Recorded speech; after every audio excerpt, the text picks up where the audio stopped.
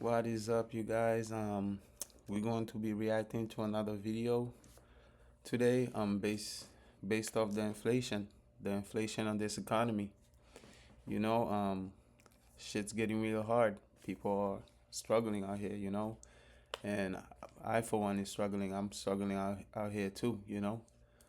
I'm pretty sure some of you guys are struggling too.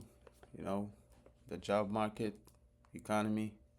I'm pretty sure some of these things come to mind when you guys clicked onto this video. But without further notice, um, I'm smoking on, I don't even know, bro, but this is some high potency. What bud is this? Oh, it's called Drip. It's called Drip. It's like 33%, whatever. That's what I'm gonna be smoking on. I hope you guys got your blunts rolled up. I hope you guys got your wine. All right, man, let's dig deep into this video. All right. Y'all could talk about egg prices, gas prices, inflation, but this is when I knew the economy was in trouble. This is when I knew inflation was a real thing. When they did this shit right here. When the prices of Air Forces went to 115, I knew America was in trouble, bro. Y'all wasn't there when these joints was $80, man. I used to get a pair every 6 months. But I was balling when it was $80. But look at this shit. When they hit 115, I knew America was in trouble. That's when crazy shit. So as you can tell, as you can see, or you hear from bro right here, bro was talking about the prices of Air Forces. Now, me growing up, my dad would always buy my shoes from Walmart, or I would always go throughout the year with one pair of shoes. I can't even remember if I don't even think I ever bought a pair of Air Forces because I don't think they're really comfortable, whatever the case might be. But I definitely, even growing up now, the age that I'm in, at 32 years old, I still have a hard time buying my own pair of shoes. So that's kind of why I put that video up there. I don't know if you guys still having the same problem. Like, I haven't bought like a good pair of shoes, like maybe in like, I don't know, maybe like 5, 7 years. So I don't know, man. It's really tough out here with these shoes. I usually go to where do I be getting my shoes at, man? I be getting my shoes. I got a pair here. Let's see if I can.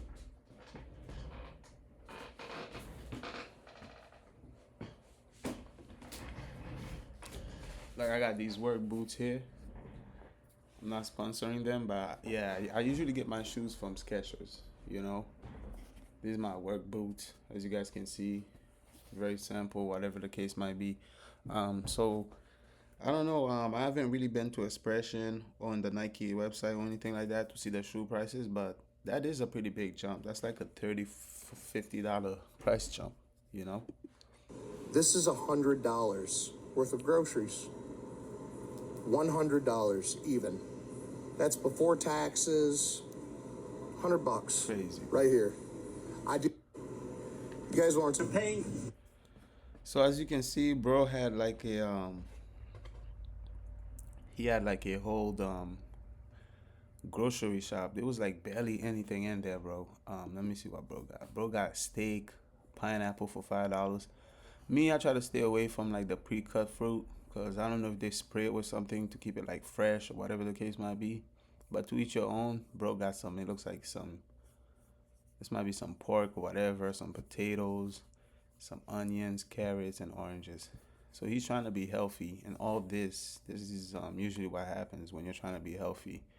It usually costs a lot. Like if you go to the store and you try to buy like healthy food, usually it's gonna cost a high price, and the junk food will be a little cheaper. But even junk food nowadays is pretty expensive. Like even like buying paper towels. Like the other day, bro, I was like at Walmart and I was looking at the paper towel prices, and I was baffled, bro. I was in shock by these prices. This is $100 worth of groceries. $100 even. That's before taxes.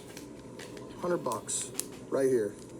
You guys want to paying 30, 40, 50% more for their groceries? which I think I can say is right. Yeah. It's a disgrace. Because of what I do, I haven't been in these stores in a long time. Oh, look, I gotta get some of this. We gotta get it.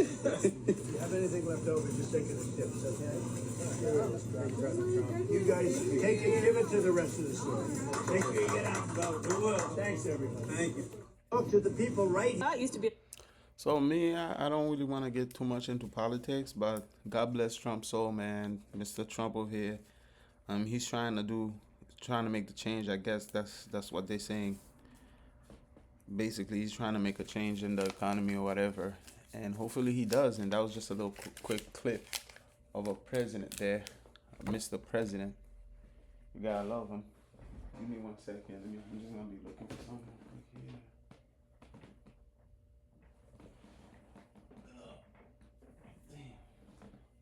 Yeah, man, you gotta love our president, Mr. Trump, Mr. Trumpet. So that was him just, buying stuff and looking at the prices of stuff. And actually, cause I think Trump doesn't go grocery shopping. And now the meal was like $10. Nobody wants to pay like $20 a meal for just a single person. So then the family of four is gonna spend how much? $80 on eating out? Yeah. No. Realistically, not doable. All right. Realistically, though, a lot of California restaurants, not all of them, maybe some of the bigger ones, are going to have to fork over $20 an hour as a new high wage begins to grip the state. Some are welcoming it, others not so much. Scott Roderick is probably in that latter category. The California McDonald's franchisee. He owns at least 18 McDonald's restaurants in Northern California. Now, that would be a cool thing to have. Scott, very good to have you. Good morning, Neil. Thanks for having me on. On Monday, thousands of How does this work for you? Tell us how this works for you. You're not part? Bro, him cutting him off like that is actually pretty rude. And I don't like how this guy speaks, man. It's like there's more of like a possessive, controlling tone, monotone coming from him. And it's like, I want to get the answers. Like, I already got the money. It's like, tell me what's going on in your struggles in life. It's just crazy. Well, this new minimum wage that comes on board on Monday unfairly targets 15,000 franchise restaurants across the state of California. The vast majority of these restaurants are family owned and operated, like my restaurants. And I underscore family owned because franchisees are not large global corporations. That's tough. The restaurant brands that we franchise might be national in name, but franchisees are local business operators. So what is going to happen on Monday, April 1st, is unprecedented, let alone extraordinary, not only for California, but for any state of the union. A 25% mandated. So if you guys are not really following what's going on, so this guy, I believe he owns like McDonald's, so a franchisee. So basically, like these big corporations, they have other people working underneath them, like little puppets that are working underneath them, basically like this guy. So when things go to shit, they don't get infected by it too much. Now, but the main thing here is this guy's basically like a small business owner. He owns like 5 McDonald's. And that's pretty sad that he can go out of business for this inflation thing. He has to raise his prices, obviously, to keep up with the employment rate, I guess, with the rate of employment. Been done before. You've reported on your show in years past, historically, many studies have been done by cities and they've promulgated living wages with annual CPI bumps, like in San Francisco, which is a great example, where I opened my first McDonald's restaurant. But the increases were phased over time, then subject to inflation.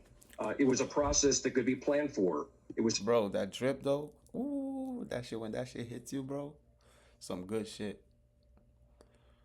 $20 an hour, so from 16 to 20 an hour. Jobs. But this particular massive overnight government mandate on wage is extraordinary and unprecedented. The other unprecedented. What are you going to do now, Scott? I'm sorry to jump on you there, but what are you going to do? Right. Well, that is the question that all of us franchisees in California are asking. And so instead of lamenting. That's a good question, guys. What are we going to do because of this inflation thing? What is he going to do? What is everybody going to do, Bad legislation, I need to look forward. Obviously, price has to be a consideration, but I can't charge $25 for a quarter pounder with cheese. So I've got to look at every option for business survivability. I've got to be aggressive in seeking labor efficient growth. I'm going to have to explore more digital and delivery avenues. I'm going to obviously have to make See that? That's the AI thing that people are talking about. You know, AI having things pay for themselves. Look at my charge, 7%. That shit needs to be charged. But you know, that's the AI thing that people are talking about. That's gonna be taking away people's job, driving jobs, cash registers, which you guys can already see at Walmart and stuff like that, which is gonna even affect the economy even more because people are not gonna find jobs. People are gonna end up being homeless, and they're gonna end up being in camps. And big camps are gonna start rising, I believe, all over America because of this situation that's going on. They need to figure this thing out. business owner harder choices around big capital expenditures. Things like, can I postpone remodeling a dining room? Can I put off investing in a new grill? Should I even open a new restaurant in California against these headwinds? A lot of people have asked, Well, that's big facts, bro. Like, this guy's making a lot of good points. Like, this shit makes me think about, should I buy a house in the U.S.? Should I, invest into a business in the U.S.? Should I get married and have kids? He's making a lot of good points here.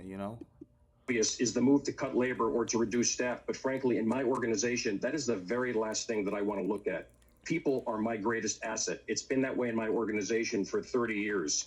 So I need to improve my operations by building market share and look at every stone unturned to find solutions to surviving this awful, bad legislation that befalls 15,000 restaurants only in California on Monday morning. So when the governor's office comes back and says guys like you with let's say 18 McDonald's restaurants under your... Let's see what he said here again, man. Listen to what he just said. Restaurants only in California on Monday morning. So when the governor's office comes back and says... should I even open a new restaurant in California against these headwinds? A lot of people have asked, the obvious is the move to cut labor or to reduce staff. But frankly, in my organization, that is the very last thing that I want to look at. People are my greatest asset. It's been that way in my organization for 30 years.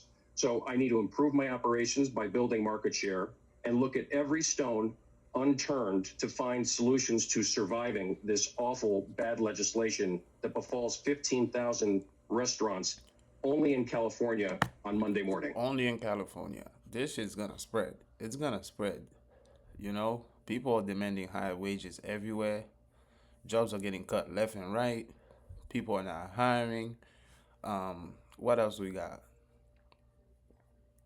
Home prices. Oh, it's crazy, bro. So when the governor's office comes back and says guys buddy. like you with let's say 18 McDonald's restaurants under your ownership can afford this, you say? Well, guys like me are an army of small business owners throughout the state that create jobs. The fact of the matter is, in the state of California, 2/3 of all new jobs created are small business jobs. And 50% of folks that work in the private sector work for a family-owned business like me. So I would ask the governor and legislators to spend more time understanding what job creators go through to not only open a business, but to sustain a business, and to create this unfair playing field specifically targeted to the franchise community in California blows up any concept of fairness in the scheme of operating in the state of California. You convince me they're not lying about. So yeah, this is happening in every job. This is not just California, okay? So this is another little clip here, okay, guys? But yeah, man, this is pretty bad, man. This guy's talking about California, but this is happening everywhere.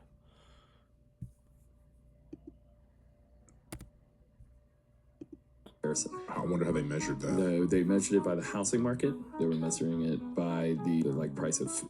More time understanding what job creators go through to not only open a business, but to sustain a business, and to create this unfair playing field specifically targeted to the franchise community in California blows up any concept of fairness in the scheme of operating in the state of California.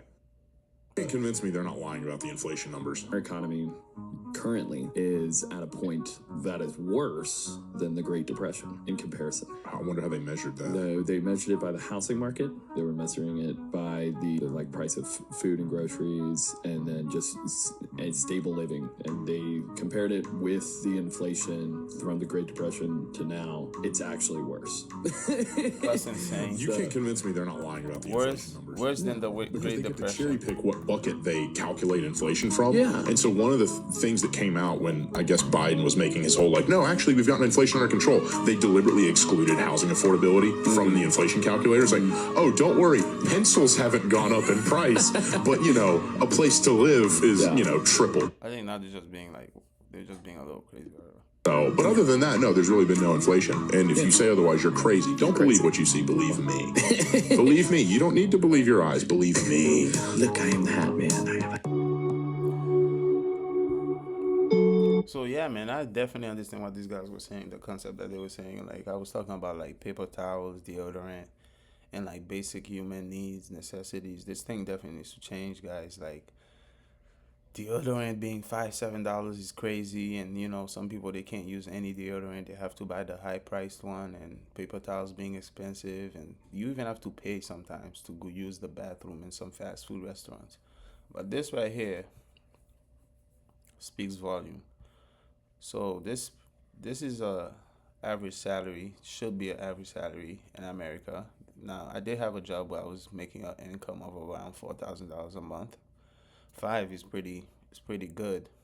As a matter of fact, guys, $5 is good income, right? But it says rent $1,600. Now my rent, because I'm renting out a room, I'm living in a room. I'm single. I don't have any kids or anything like that. So I decided to live in a room to minimize my living style in order to keep up with this crazy economy. And I would maybe you guys, if you guys are in a situation where you can't pay these crazy rent amounts like $1,600, $2,500, that would be one of the best advice I would give to you guys, is probably find like a room to rent out, a basement or something like that. Like I think that would probably be one of the best routes to go, a roommate or something like that. Your income tax, $1,400. So this I don't even really know, but this may be like a yearly income tax or something. Grocery bill monthly, $1,500. Income tax. So that's probably like the income tax from your monthly paycheck. And your gas, $250. That's pretty high. That's why I recommend buying like a good vehicle that's low on gas mileage. Your car insurance is about $167. That's crazy. People's car insurance is way higher than that, especially if you're like most people in the US that have to guys, you buy a car or you finance a car, you're paying at least $250, $400 for that car. Your insurance is around $200, $250, $300 a month. Your water bill, electricity, I don't have any of these because I'm renting a room. Everything is included. Your phone bill, that's about $114. Mine's around $130. And then eating out, I try to not eat out so much. Try to eat in and eat clean. And shopping, I barely shop. I barely buy things and stuff like that. But yeah, man, this is a pretty accurate thing that's being displayed here. I just read this article about the income that is considered poverty level in 2025. It's pretty interesting, to say the least. According to the Bureau of Labor Statistics, grocery prices have surged 28% since 2019. Gas prices have surged more than a third over the same time period. And renters are spending 31% more on their leases than they were 6 years ago. Now, with saying that, let me explain how the poverty line is defined. The poverty line is established to determine the minimum income a person or a household needs to fulfill their basic requirements, meaning food, clothing, and shelter. And the U.S. Census Bureau is directed each year to establish the poverty threshold. There is very little information available on how they form their calculations. But what is known as the calculation increases as the family size increases. Now that I got that out the way, the poverty line for an individual in the United States outside of Alaska and Hawaii is $15,650 a year. A household of 2 is $21,150. A household of 3 is $26,650. How is one to afford basic necessities, food, clothing, and shelter, plus inflation, off of $15,650 a year? We also need to factor in transportation costs because of the return to office. The $15,650 is the single person. Now the $21,150 is for a family of 2.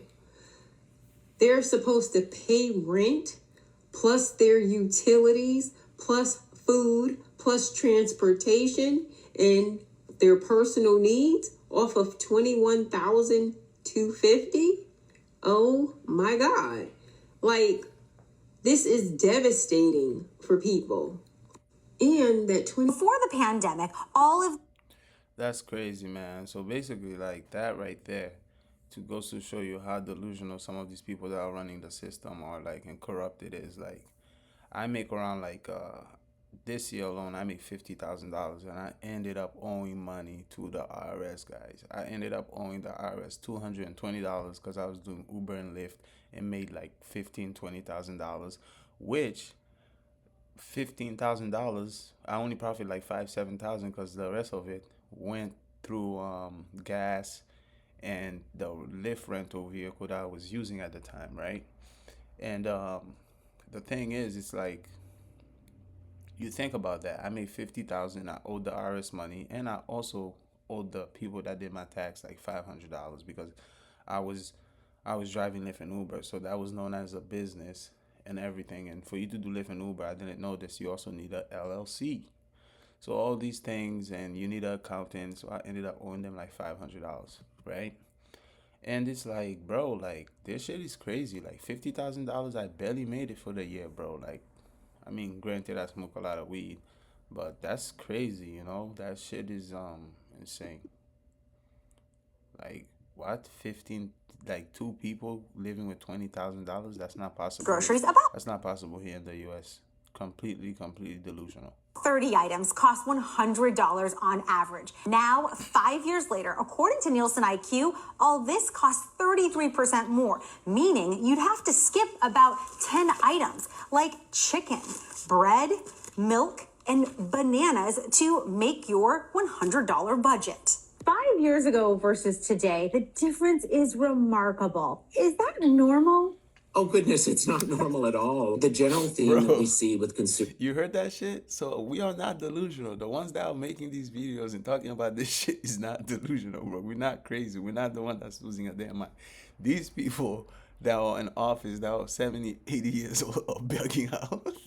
He said, is that we are spending more, but we're actually buying less. I'm gonna tell you how we are here in the United States of America. You know you're in the United States of America when you can buy this little amount of food and it costs you what it just cost me. I bought a bottle of coconut water, 2 things of mangoes, 2 things of blackberries, 2 things of raspberries, a thing of blueberries, some seaweed, and some seeded grapes for $70.